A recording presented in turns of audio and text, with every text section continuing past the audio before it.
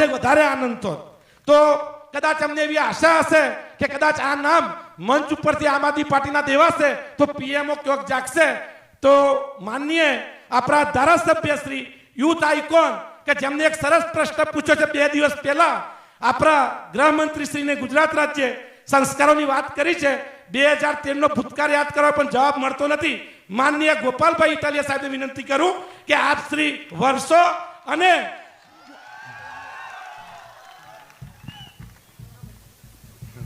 હાલો આપણે બધા એકવાર જય ઘોષ કરીએ જોરદાર. ભારત માતા કે. મંચ ઉપર બેઠેલા બધા આગેવાન શ્રીઓ, મોડું ઘણું થઈ ગયું એટલે બધાના નામ લેતો નથી. ખૂબ લાંબા સમયથી ધીરજ સાથે આમ આદમી પાર્ટીની વાત સાંભળી રહેલા આપ સૌ બનાસકાંઠા અને વાવ-થરાદ જિલ્લામાંથી પધારેલા સૌ આગેવાન શ્રીઓ, આમ આદમી પાર્ટીના કાર્યકર્તાઓ, મીડિયાના મિત્રો, પોલીસ મિત્રો, બધાયનું હું સ્વાગત કરું છું. સૌનો હું આભાર વ્યક્ત કરું છું. દોસ્તો, બહુ લાંબો સમય થઈ ગયો છે, તડકો પણ વધી રહ્યો છે, એટલે મારી વાત હું અત્યંત ટૂંકમાં કહેવાનો છું. બહુ મહત્વના મુદ્દાઓ ઉપર હું મારી રજૂઆત કરવા માંગુ છું. સૌથી પહેલા તો આજના છાપામાં છપાયેલા એક સમાચાર મારે તમને બધાને કહેવા જરૂરી છે. આજના ગુજરાત સમાચારમાં એક સમાચાર આવ્યા છે કે અંકલેશ્વર જે સિટીની વિસ્તારના આજુબાજુના કોઈ વિસ્તારમાં 22 વર્ષની એક દીકરી બીમાર પડી. સુરતના સરકારી દવાખાનામાં એ દીકરીને દાખલ કરી. સારવાર દરમિયાન એનું મૃત્યુ થઈ ગયું. એટલે એનો પરિવાર છે એ મરેલી હાલતમાં છોકરીને છોડીને ઘરે જતો રહ્યો અને કોઈ લેવા ન આવ્યું. એટલે હોસ્પિટલના સ્ટાફે પોલીસને જાણ કરી અને પોલીસે એના પરિવારને શોધી કાઢી અને પાછા બોલાવ્યા કે આ તમારી દીકરી ગુજરી ગઈ છે, તમે એને છોડીને કેમ જતા રહ્યા? તો એ દીકરીના પરિવારજનોએ રડતા રડતા એવું કીધું કે આને એમ્બ્યુલન્સમાં અંકલેશ્વર લઈ જવાના પૈસા નથી, સળગાવવાના પૈસા નથી, કશું જ ખિસ્સામાં કાણી કોડી નથી, એટલે અમે છોડીને જતા રહ્યા. આ આજના છાપાના સમાચાર છે. અને આ ગુજરાતનો વિકાસ છે કે પોતાની સગી દીકરી ગુજરી જાય એને એમ્બ્યુલન્સમાં નાખીને ઘર સુધી લઈ જવાના લોકોના ખિસ્સામાં પૈસા નથી. દોસ્તો, કઈ પરિસ્થિતિનું નિર્માણ ગુજરાતમાં થયું છે તમે વિચારો કે કોણ એવો બાપ હોય, કોણ એવો ભાઈ હોય, કોણ એવી માં હોય કે જે પોતાના સગા જણેલા પુત્ર સંતાનોને આવી રીતે છોડવા પડે? કોને એવું સારું લાગે? આજના જ છાપાની વાત છે, કોઈ જૂની વાત નથી. 10 વખત ઘરે જઈને વિચારજો કે આવું ગુજરાત જે બન્યું છે, જ્યાં એક દીકરીના બાપ પાસે એમ્બ્યુલન્સના પૈસા નથી. સરકાર પાસે દાવાઓ બહુ મોટા છે, વાતો બહુ મોટી છે. આમ કરી નાખ્યું, તેમ કરી નાખ્યું, વિશ્વગુરુ બની ગયો, કોમનવેલ્થ આવી જશે, દુનિયામાં ડંકો વાગી ગયો. પણ એક બાપની હાલત તો જુઓ. એક બાપની હાલત જુઓ ગુજરાતમાં. આખા ગુજરાતના ભાજપના નેતાઓને જો સહેજે શરમ જેવું તત્વ હોય ને તો રાજીનામા આપી અને ડૂબી મરવું જોઈએ કોઈ કૂવામાં પડીને. કે આવી પરિસ્થિતિ ગુજરાતમાં 30 વર્ષ પછી, અને આ કોઈ પહેલી ઘટના નથી. છાસવારે નર્મદામાંથી, અહીંયા સાબરકાંઠામાંથી, છોટા ઉદેપુરમાંથી મહિનામાં 2 વખત સમાચાર આવે છે કે બેન દીકરીને દુખાવો ઉપડતા જોળીમાં નાખીને લઈ જવા પડ્યા. સમાચાર વાંચ્યા છે કે નથી વાંચ્યા? કોઈ ભાજપના ધારાસભ્યના ઘરેથી બેન હોય એને ક્યારેય જોળીમાં નાખવા પડે છે? કાયમ ગરીબ પરિવારની બહેનો દીકરીઓને જોળીમાં નાખી અને સંતાનની પ્રસૂતિ કરાવવા લઈ જવા પડે છે. તો એકેય ભાજપના નેતાને સહેજે શરમનો છાંટો નથી કે આપણી બેન દીકરીઓના માન સન્માનનો પ્રશ્ન છે, બેન દીકરીઓના આત્મગૌરવનો પ્રશ્ન છે કે કમસે કમ તમે આખી જિંદગી કઈ સુવિધા આપો ન આપો, એક બાળક જ્યારે ભગવાન આ દુનિયામાં મોકલે ત્યારે એને સન્માનપૂર્વક જન્મ થાય એવી વ્યવસ્થા તો આપો. જોડીઓમાં છોકરા જન્મે છે, છાપામાં છપાઈને આવે છે. નથી અધિકારીને શરમ, નથી ભાજપના નેતાને શરમ. કે દોસ્તો, આ પરિસ્થિતિ ક્યારે બદલાશે? હું વિસાવદરના ધારાસભ્ય તરીકે તમારો આત્મા જગાડવા આવ્યો છું.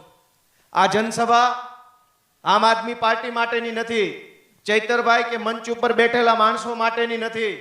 આ જનસભા જનતાની જનસભા છે કે તમારો આત્મા જગાડો ને જગાડો એ વિનંતી કરવાની જનસભા છે. દોસ્તો, ખેડૂતોના મુદ્દાઓ પર આજે આપણે અહીંયા એકઠા થયા છીએ. ખેડૂતની હાલત જુઓ. ચારો તરફથી ખેડૂત ઉપર અત્યારે સરકાર હાવી થઈ ગઈ છે. નાનામાં નાની વસ્તુ માટે ખેડૂત લાચાર બન્યો છે. વાત ચાલુ કરો ખાતરથી. આખા ગુજરાતમાં, ખાલી બનાસકાંઠાનો પ્રશ્ન નથી, આખા ગુજરાતમાં દર વખતે યુરિયા જોઈએ ત્યારે યુરિયા ના મળે, ડીએપી જોઈએ ત્યારે ડીએપી ના મળે. આજ બનાસકાંઠાની પરિસ્થિતિ એ છે કે ખાતર જોઈએ છે, મળતું નથી. દારૂ માટે ખાલી ફોન કરવાનો છે, ઘરે આવીને આપી જશે. અને આ વ્યવસ્થાની વિરોધમાં દારૂની હોમ ડિલિવરી, ખાતર માટે લાઈનમાં ઊભું રહેવાનું. દોસ્તો, જે દારૂ પર પ્રતિબંધ છે એ ઘરે આવીને આપી જાય છે, અને જે ખાતર ખુલ્લે આમ વેચવા માટેની વ્યવસ્થા છે એ ખાતર મળતું નથી. ધારાસભ્ય જિગ્નેશભાઈ મેવાણીએ ડ્રગ્સ અને દારૂનો વિરોધ કર્યો તો ભાજપ વાળાએ પોલીસ પરિવારને હાથો બનાવ્યો.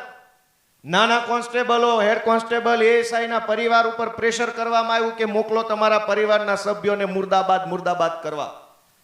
દોસ્તો, મેં પોલીસમાં નોકરી કરી છે, હું કોન્સ્ટેબલ હતો. મેં સવાલ કર્યો હર્ષ સંઘવીને કે બનાસ વાવ થરાદના જે એસપી ને સામે આંખમાં આંખ નાખીને જિગ્નેશ મેવાણી બોલ્યા, એ એસપી ના ધર્મપત્ની શ્રી એમના મમ્મી કેમ જિગ્નેશ મુર્દાબાદ મુર્દાબાદ ના બોલ્યા? તમારે કોન્સ્ટેબલોના પરિવારના મહિલા સભ્યોને હાથો બનાવવા છે. તમે આઈપીએસ ના પરિવારના મહિલા સભ્યોના મોરચા કઢાવી શકો એમ છો? આખા ગુજરાતમાં 350 કરતા વધારે આઈપીએસ છે, 500 જેટલા ડીવાયએસપી છે. એ બધાના પરિવારના મહિલા સભ્યો ગાંધીનગર સત્યાગ્રહ છાવણીમાં ભેગા થઈને જિગ્નેશ મેવાણી મુર્દાબાદ બોલે તો અમે માનીએ કે ભાજપ વાળા ભાઈડા છે. તમે સામાન્ય કર્મચારીના પરિવારને દબાવવા નીકળ્યા છો.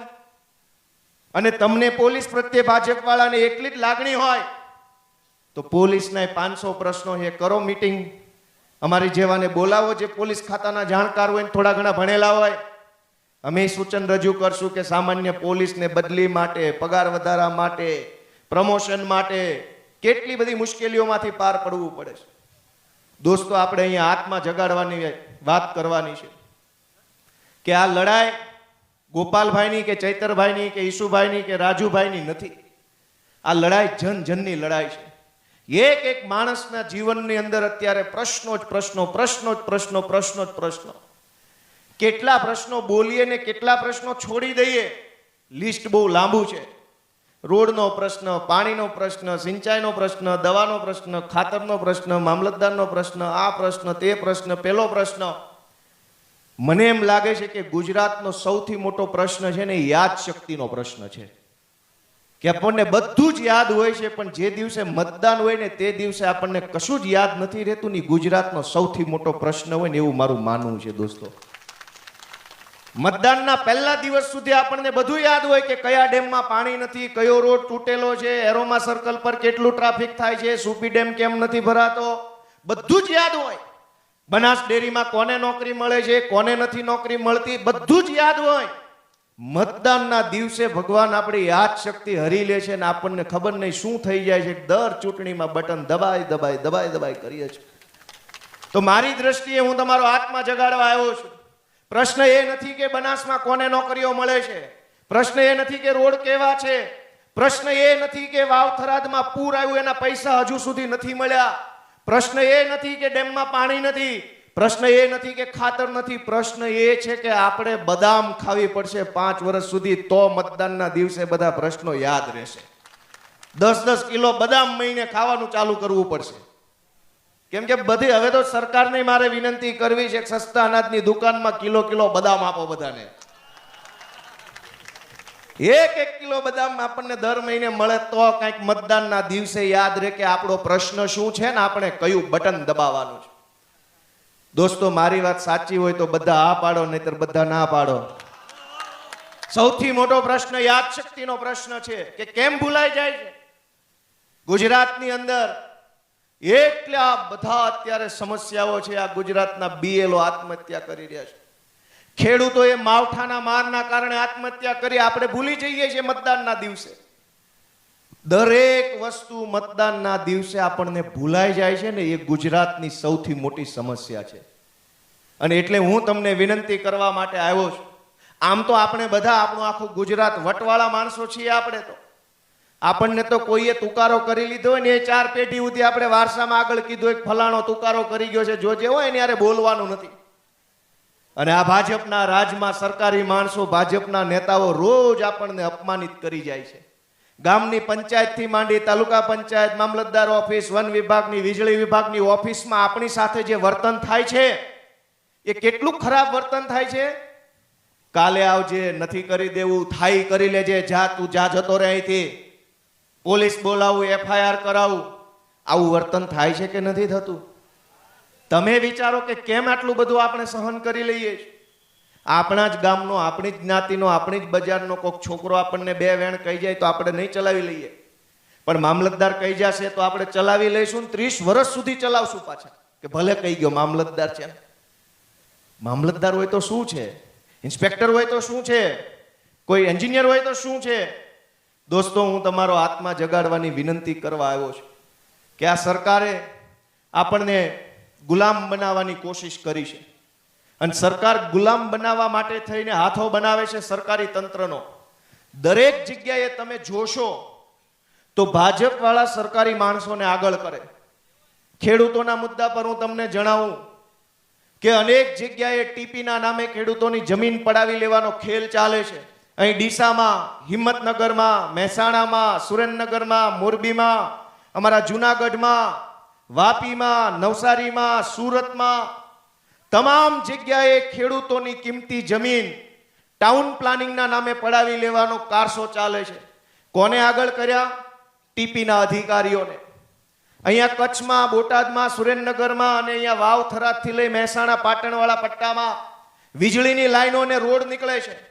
ખેડૂતોની જમીન જબરજસ્તી પડાવી લેવામાં આવે છે. કોને હાથો બનાવવામાં આવે છે? પોલીસ તંત્રને આગળ કરીને જબરજસ્તી લાઇટના થાંભલા નખાવવામાં આવે છે. અહીંયા માવઠું આવ્યું આખા ગુજરાતમાં, કોઈને કાણી કોડી આપવામાં આવી નથી. અહીંયા વાવ થરાદમાં પૂર આવ્યું, બધા જ મંત્રી, સંત્રી, તંત્રી, મોટા મોટા કદાવર નેતાઓ આવીને ફોટા પડાવી ગયા પૂરમાં પૈસા ઊંચા કરીને. વાત તો એવી હોવી જોઈતી હતી કે તમારા પૈસા હુકાય ને પહેલા ખેડૂતના ખિસ્સામાં પૈસા આવી જવા જોઈતા હતા, તો તમને અમે માનતા કે તમે કદાવર નેતાઓ છો. તમે તો કલાકમાં લુગડા બદલીને થઈ ગયા પાછા ફૂલ ફડાક. ખેડૂત તો આજે પૈસા ઊંચા કરીને હાલે છે. અનેક ખેતરોમાં આજે પાણી ભર્યા છે. વાવ થરાદમાં મને સમાચાર છે, હમણાં હું સાતલપુર ગયો હતો.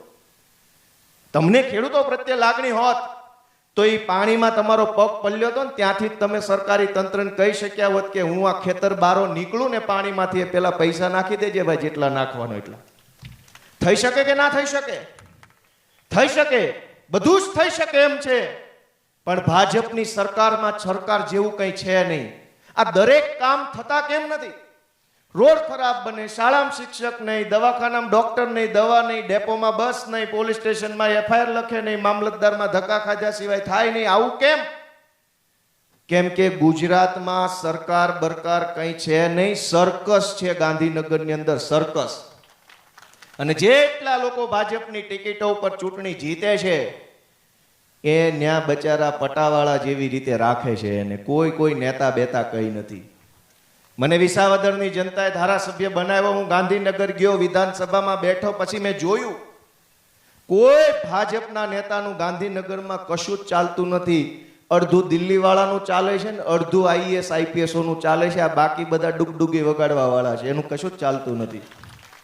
અને જો એમનું ચાલતું હોત તો તમે વિચાર કરો કે ભાજપની સરકાર, હું તો વિરોધ પક્ષનો ધારાસભ્ય છું, મારા 4 કામ ન થવા દે તો સમજ્યા, ચલો કઈ વાંધો નહીં, દુશ્મની રાખો છો. ભાજપના ધારાસભ્યો હોય એ વિસ્તારમાં રોડ કેવા છે, ભાજપના ધારાસભ્યો હોય એ વિસ્તારમાં શાળા કેવી છે, એ વિસ્તારમાં દવાખાના કેવા છે, શમશાન કેવા છે. ભાજપના આલિશાન કમલમ તો બની ગયા, પણ ગામમાં મહણિયું હારું નથી બન્યું. હજુ 30 વર્ષ સુધી મહણિયું નથી. જીવવાની કોઈ વ્યવસ્થા ભાજપને નથી કરી આપી, પણ મરવાની વ્યવસ્થા ગુજરાતમાં હારી નથી.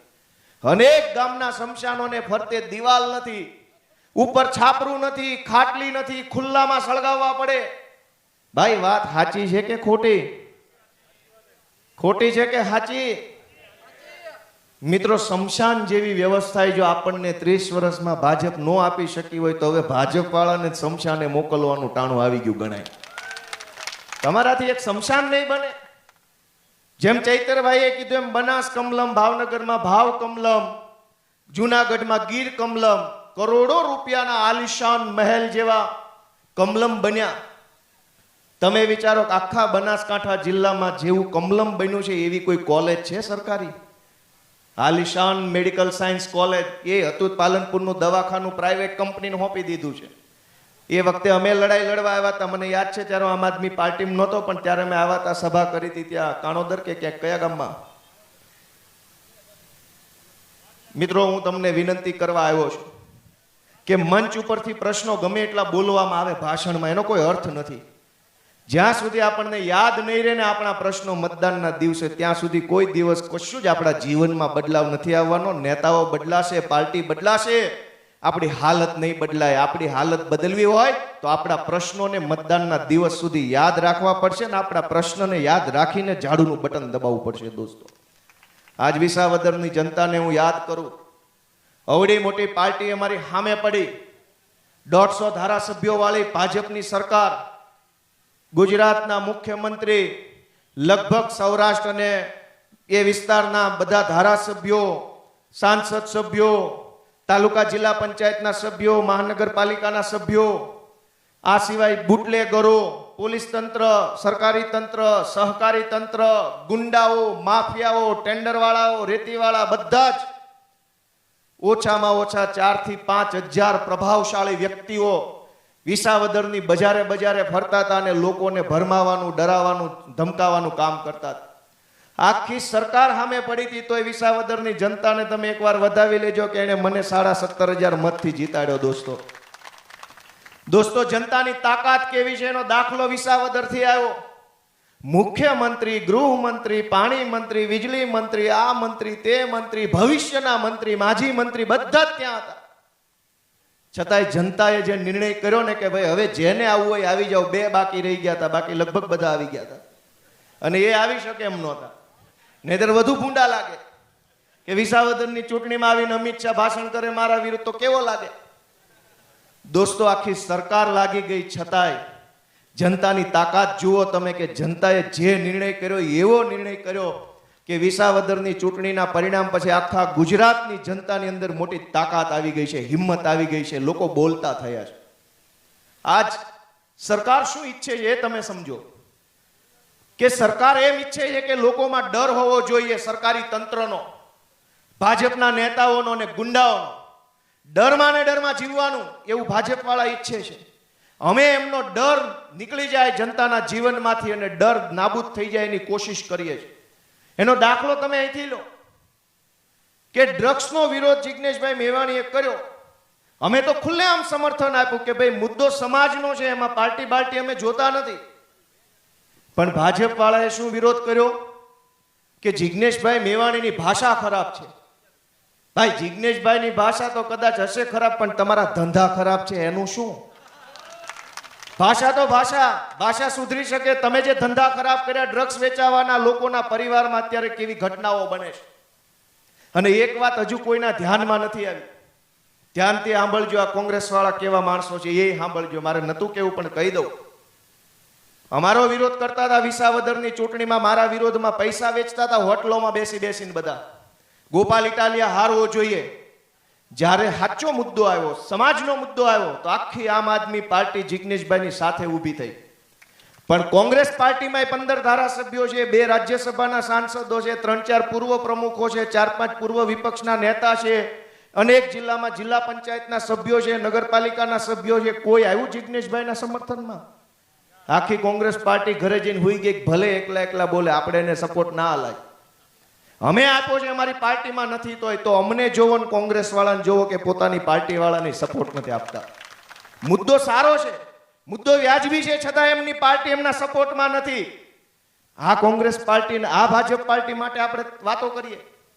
મારી વાત વ્યાજબી છે કે ગેરવ્યાજબી? ચૈતરભાઈ વસાવા અમારા જેલમાં હોય તો આખી આમ આદમી પાર્ટી ડેડિયાપાડા અને નર્મદા જિલ્લામાં હોય છે કે નથી હોતી? રાજુભાઈ કરપડા જેલમાં ગયા તો આખી આમ આદમી પાર્ટી એમના સપોર્ટમાં. પ્રવીણભાઈ રામ જેલમાં ગયા તો આખી આમ આદમી પાર્ટી એમના સપોર્ટમાં. અમારો કોઈ પણ નેતા હોય, ચાહે ગમે તે જ્ઞાતિ ન હોય, આમ આદમી પાર્ટીની ટોપી પહેરી હોય અને મુશ્કેલી આવે તો આખી આમ આદમી પાર્ટી એના સપોર્ટમાં ઊભી થઈ જાય છે. દોસ્તો, ચૈતરભાઈ ઉપર 2 વખત અત્યાચાર કર્યો ભાજપે, બંને વખતે આખી આમ આદમી પાર્ટીને અરવિંદ કેજરીવાલ સહિત બધાએ સપોર્ટ આપ્યો. આ જિગ્નેશભાઈ સાચા મુદ્દા પર લડાઈ લડે છે, પણ કોંગ્રેસ વાળાને જિગ્નેશભાઈનું નામ મોટું થાય ને એમાં રસ નથી. એટલે જે કાંઈ કોંગ્રેસનું વિચારતા હોય જરાક આજથી રદ કરી નાખજો. આટલો મજબૂત મુદ્દો હોવા છતાં એમની પાર્ટી એમના સપોર્ટમાં નથી. મારી વાત સાચી છે કે ખોટી? એમની પાસે અનેક સભ્યો છે, જિલ્લામાં, તાલુકામાં, નગરપાલિકા, મહાનગરપાલિકા, સહકારી ક્ષેત્રમાં. એક પણ તાલુકા, જિલ્લામાં કોંગ્રેસ પાર્ટીએ આવેદન પત્ર ન આપ્યું એમના સમર્થનમાં. અને એ પાર્ટી યારે ગઠબંધન ને એ પાર્ટી યારે વ્યવહાર હોય જ નહીં ભાઈ. એની કરતા હારવું મંજૂર છે, પણ આવા માણસો હારે બેસવું મંજૂર નથી. મિત્રો, હું તમને વિનંતી કરું છું, ગુજરાતના યુવાનોને, કે તમારો હાથમાં જગાડો, જરાક આગળ આવો, આગેવાની લ્યો હાથમાં. તમે આગેવાની નહીં લ્યો, તમે જ્યાં સુધી આગળ નહીં વધો ત્યાં સુધી ગુજરાતમાં પરિસ્થિતિ બદલાવાની નથી. આ પેપરો ફૂટ્યા કરે, પરીક્ષાઓ ટાઈમે આવે નહીં, મહિનાઓ સુધી લાઇબ્રેરીમાં બેસીને વાંચીએ, એનું કોઈ પરિણામ મળે નહીં. હું ગુજરાતના યુવાનોને વિનંતી કરું છું કે હું સરકારી નોકરી કરતો તો મેં અહીંયા નસીબ અજમાવ્યું, તમે અહીંયા નસીબ અજમાવો. અરવિંદ કેજરીવાલની આમ આદમી પાર્ટી છે, સૌને તક મળવાની છે. આ ચૈતરભાઈ વિસ્તરણ અધિકારી હતા, ધારાસભ્ય છે. ગોપાલભાઈ કોન્સ્ટેબલ હતા, ધારાસભ્ય છે. તમે તો કોન્સ્ટેબલની તૈયારી કરતા હશો ને ક્યારે પરીક્ષા ને ક્યારે રિઝલ્ટ ને ક્યારે પાસ થયા રામ જાણે. જોડાઈ જાવ આમ આદમી પાર્ટીમાં, તાલુકા જિલ્લા પંચાયતની ચૂંટણી ઊભા રહી જાવ. ગુજરાતની જનતા નવું નેતૃત્વ ઈચ્છે છે. ગુજરાતની જનતા યુવાનોને આગળ લાવવા ઈચ્છે છે, પણ યુવાન તો આગળ આવવો જોઈએ. હું તો બધાને વિનંતી કરું છું કે યુવાનો હાથમાં લ્યો, તમારે હાથમાં આગેવાની લ્યો, કમાન હાથમાં લ્યો, ડરો નહીં, ચિંતા ન કરો. મારી જેવો સાવ ગરીબ પરિવારનો વ્યક્તિ, કે મારે તો મારા પરિવારમાં કોઈ, ખાનદાનમાં કોઈ ગામ પંચાયતનો સરપંચ નથી, કોઈ સભ્ય નથી, કોઈ પાર્ટીનો સભ્ય નહીં અમારા ખાનદાનમાં. સાવ ગામડાના ગરીબ પરિવારમાં જન્મો, પોલીસ કોન્સ્ટેબલની નોકરી મળી ગઈ તો એવું લાગ્યું કે આપણો ભવ પાર નીકળી ગયો, મજા આવી ગઈ, બહુ સારું થઈ ગયું. એવા પરિવારમાંથી આવીને જો હું અવડી મોટી ભાજપ સામે લડી શકતો હોઉં તો તમારા જેવા યુવાનો પણ આમ આદમી પાર્ટી સાથે જોડાઈને સારું કામ કરી શકશે એવો મને પૂરો વિશ્વાસ છે. દોસ્તો, આગળ વધો, હિંમત કરો, સંકોચ ન રાખો. ઘણા યુવાનો એવું વિચારે કે મને રાજકારણમાં કંઈ આવડતું નથી, મને કોણ લેશે, મને કોણ ટિકિટ આપશે, ટિકિટ મળશે તો મને કોઈ વોટ નહીં આપે, મારા ખિસ્સામાં પૈસા નથી. આવા બધા નબળા વિચાર ઘણા મિત્રોને આવતા હોય છે. દોસ્તો, મારે તમને બધાને એક પ્રશ્ન પૂછવો છે, અહીં બેઠેલા બધા જુવાનિયાઓ, કે રાજકારણની ચર્ચા આવે ત્યારે પહેલો પ્રશ્ન મનમાં એ આવે કે મારી પાસે પૈસા નથી તો મને રાજકારણમાં મારો વજન નહીં પડે. આવું કોના કોના મનમાં આવો વિચાર આવેલો? એક વખત હાથ ઊંચો કરો જેને સાચા દિલથી હો ભાઈ પૈસા નથી એટલે મને રાજકારણમાં મને નહીં ફાવે, મારી પાસે પૈસા નથી. કયો ભાઈ આવો વિચાર આવેલો?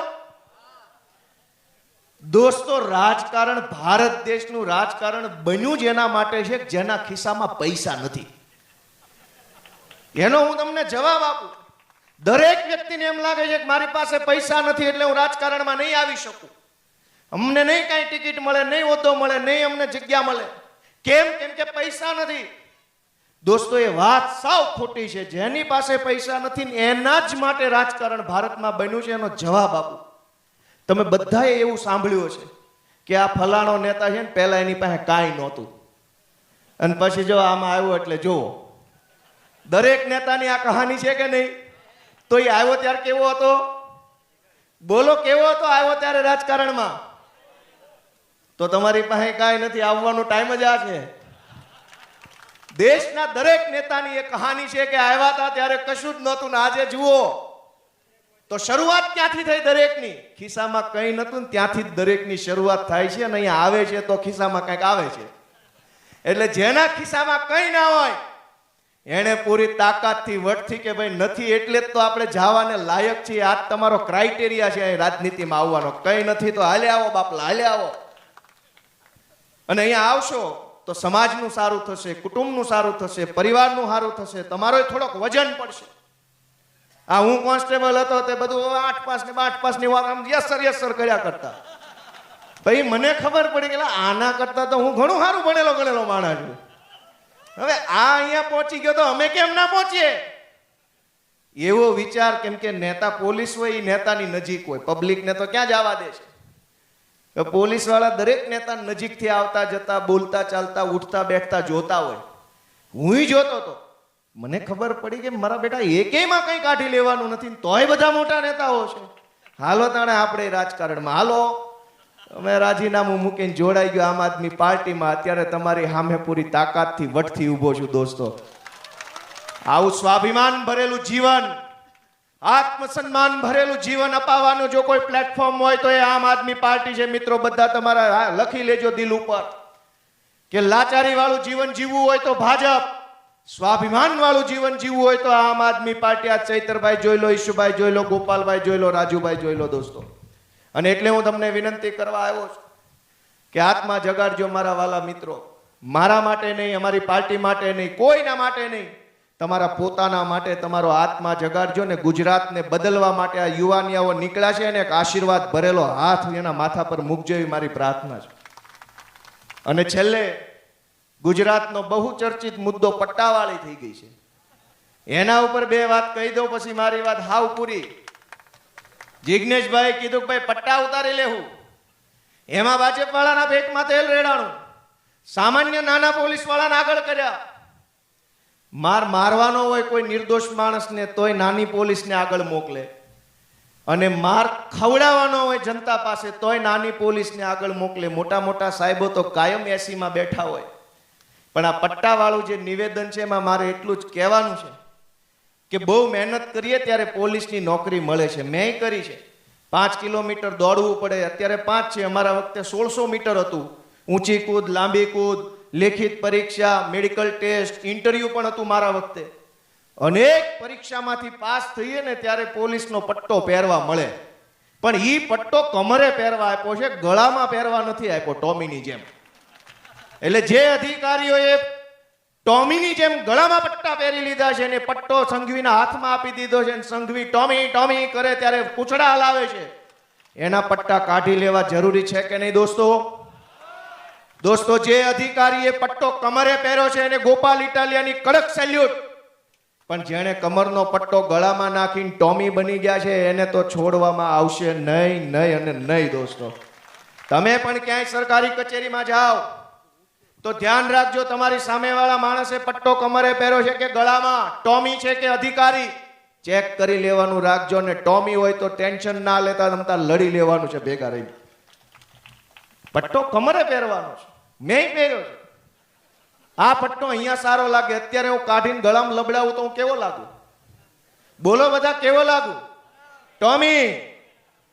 જિગ્નેશભાઈની વાતમાં અમારો સૂર પુરાવીએ છે કે જે લોકો ટોમી બની ગયા છે, ભાજપના પટ્ટા ગળામાં ખાલ્યા છે, એનો તો જયતરભાઈએ કીધું એ રીતનું એનો વારો બાકી છે. એમને બધું 27માં આપણે આખી પ્રોસેસ રાખવાની છે.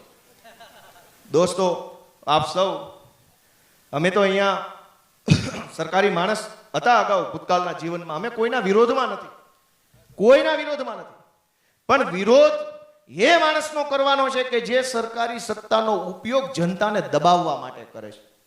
જે માણસ સત્તાનો ઉપયોગ જનતાનું શોષણ કરવામાં કરે છે, અમારો એની સામે ખુલ્લો વિરોધ છે. અને જે માણસ પોતાની સત્તાનો ઉપયોગ જનતાની સેવા કરવામાં કરે છે, અમારા એના ચરણોમાં નમસ્કાર છે. અમને કોઈની હારે વાંધો નથી. જે સરકારી અધિકારી જનતાની ખરા દિલથી સેવા કરે છે એના ચરણોમાં ગોપાલભાઈના નમન છે. જે સરકારી માણસ ભાજપની દલાલી કરે છે અને જનતાને લૂંટે છે એને તો અમે આપશું એમને જે કાંઈ પ્રમોશન જોઈએ છે 2027માં. દોસ્તો, એના સામે અમે ડરતા નથી. આજ આપ સૌ ખેડૂતો, આગેવાનો, યુવા દોસ્તો, વડીલો, મીડિયા મિત્રો, કાર્યકર્તાઓ બધા પધાર્યા. બધાનો હૃદયપૂર્વક આભાર માનું છું. મારી વાત પૂરી કરું છું. ભારત માતા કી